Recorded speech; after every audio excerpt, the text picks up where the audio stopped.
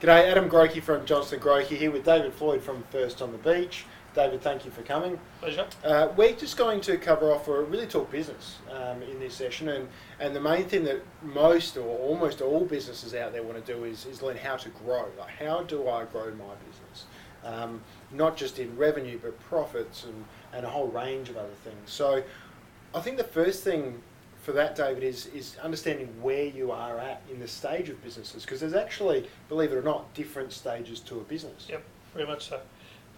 Clearly, most of us, when we start a business, know we're a startup business. And then we assume that once we've got that going and we've got some maturity, we're in business. And while I suppose the perceived final version is when we get to where we want to go, and we establish a business that's everything we've ever dreamt of, which very rarely ever happens, then that's the final version. But in fact, there are 5 distinct phases of growing a business. And as you said, it's very important to understand what phase you're in, what stage you're in, because each stage has a very definite focus, a very different set of systems and processes and requirements. And if you understand where you are within those stages of business, and you understand what your focus is, then it's much easier to then develop the necessary systems and, of course, work through that into the next stage. Because if you have that clear path ahead, then you get a better understanding of what it is you have to do to make that happen. And that clear path is really important, because if you know what you have to do to get to the next stage of business, you can be very focused on where your effort and your activity should be. Correct. So can you just touch on the 5 stages of business then? Certainly. And what we'll do, guys, we will go high level on this, and then we'll do 5 separate videos where we'll take a deep dive into each one of these and give everyone a lot more information about that, because throughout this, you might even be sitting there going, oh, that actually sounds like me.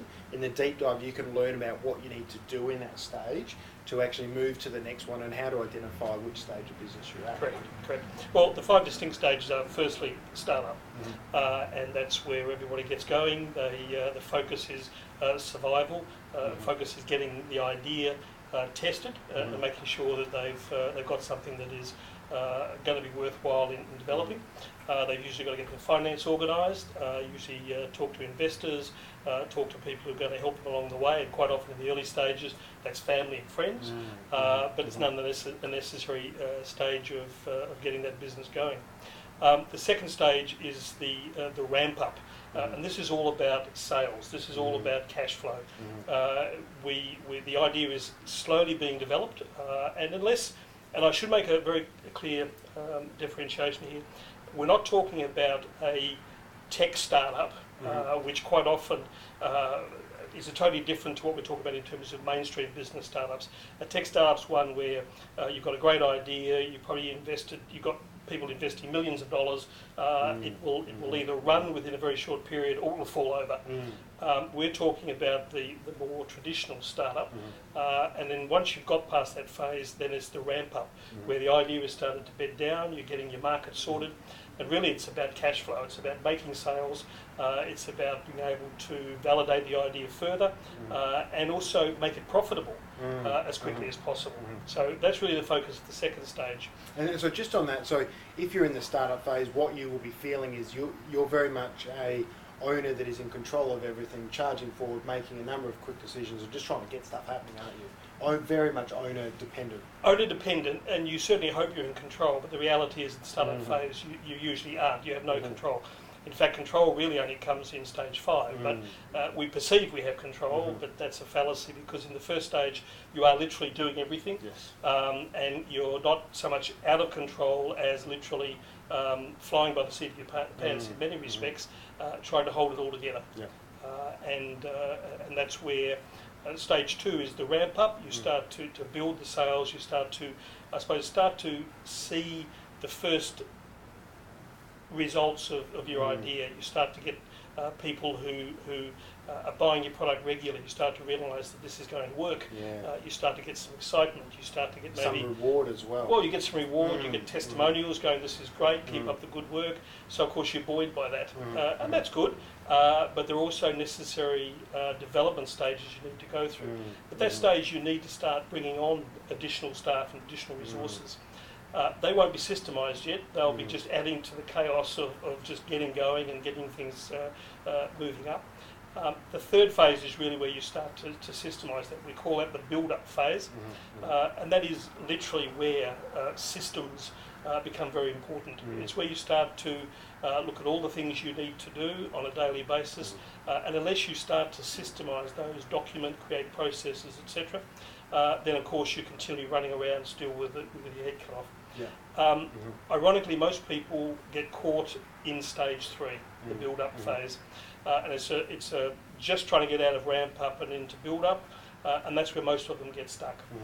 Because until such time as you can systemise your business and start to look very critically at the goals you have long-term for that business, and of course start to bring in people who will help you move in that direction, then it's still very much a stage 2, stage 3. Do you see that? Because the build-up stage for me is all really around building the foundations that then will kick you into the next stage, which is scale up. Do you think it's harder for businesses when they've come out the ramp up? Ramp up's all about marketing and sales, and to go, hang on, instead of spending money on the marketing and sales, we've actually got to spend it on things that aren't necessarily going to produce instant results now from revenue, but it's building those foundations, the automation, the systems, the networks, the CRM system, everything that's going to allow you to go to the next phase. Do you think that's sometimes a barrier for people to step through that build-up? It is, for both that reason, the fact that it's a necessary part of building the foundation, but also in terms of the characters of the business, of the business owners. Many of them have been sort of entrepreneurial. They were very good at what they did in terms of maybe a skill that they've turned into their business. So they've had to break away from being the technician and become an entrepreneur, and that's great. But there's also that third characteristic that you need to have in business, and that is the manager. And not all our entrepreneurs are necessarily good managers. So while they're screaming ahead, if they can't do it themselves, then they need to bring into place people who can manage the business for them and start to create the systems and the processes. And more importantly, if they can't duplicate what's being done on a daily basis and do that consistently, then the business will never grow. It will only ever be a job for the owners and the staff, as opposed to an opportunity to really develop a vehicle that ultimately will give them all the freedom they're looking for.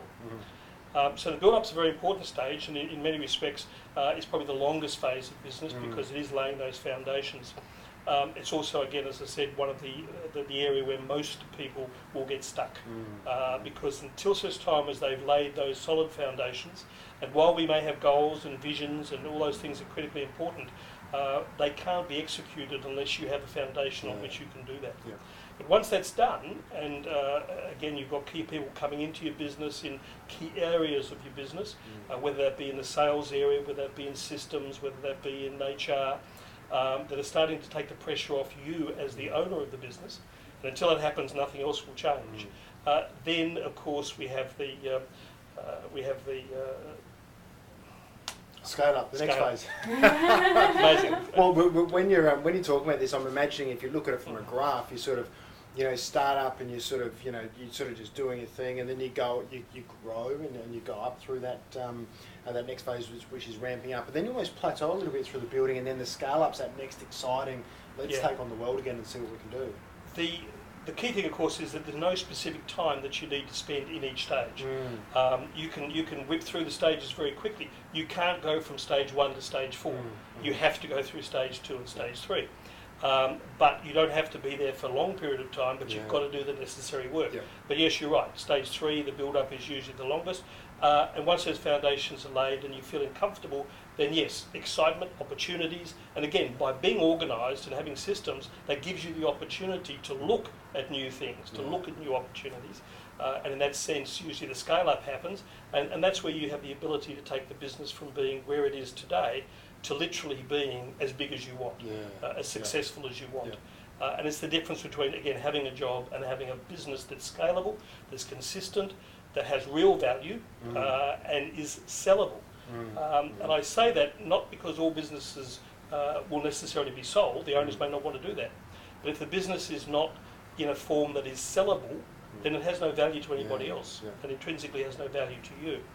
So the final phase, and we call it the 2020 phase, which is the owner-independent stage of a business growth, is not really a stage as such, as opposed to a destination. Once you've got everything in place and the business is scaling, and you have all the systems in place, you have the right people that are working with you to achieve the goals and the visions that you have, then you finally come to the realisation that you have a choice. You can sell the business, you can continue to grow it and do other things, or you can run it passively and go off and do other things that you're passionate about. But until those other 4 stages have been completed, stage 5 is only ever a dream. And while we all hold that, very few of us actually get there. And look, the reality is that that is the destination, the reward, and where you want to be heading. And like you said, you can't go from stage 1 to owner independent straight away. You need to actually step through stage 2, 3 and 4 and follow that path. So we'll take a deep dive into each one of these, so keep watching the videos.